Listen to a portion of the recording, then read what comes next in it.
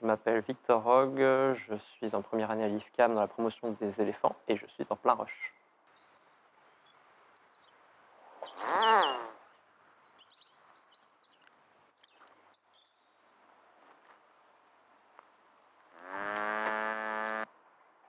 Alors le film Tant qu'il y aura des ragondins, ça retrace l'histoire des ragondins depuis leur importation de l'Amérique latine jusqu'à nos cours d'eau. Et l'idée, c'est de suivre un petit peu l'évolution de la perception de cet animal à travers les âges.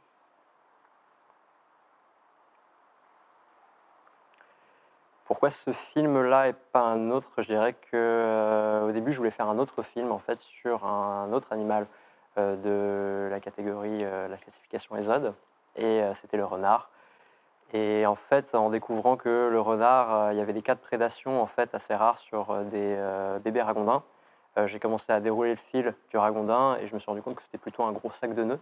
Et cette histoire, en fait, un petit peu tragicomique, absurde, elle avait quelque chose de drôle déjà, de tristement drôle en fait à la base.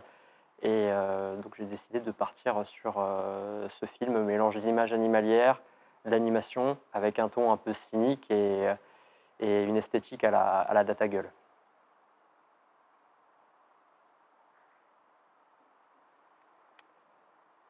Conditions de tournage, et bah, ça se partage entre le tournage animalier, donc là c'est vraiment de l'affût, et beaucoup de temps seul chez moi dans ma chambre à faire des animations sur mon ordinateur. Voilà, c'est ça les conditions grosso modo. Dispositif particulier utilisé, oui, bah, donc de l'affût, alors là, bah, c'est camouflage et on va dire waders aussi souvent, parce que je suis pas mal les pieds dans l'eau. Et sinon, bah, l'animation. Donc là, je réalise d'abord des pictogrammes sur un logiciel, puis après je les anime sur un autre et je les monte sur un autre logiciel encore.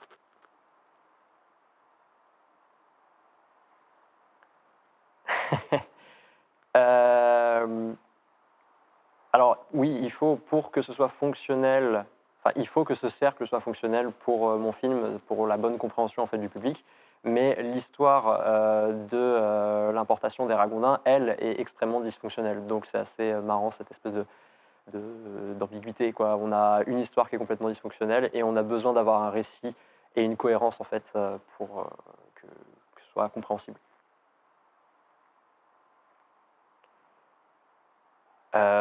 Bah, globalement une approche assez lente.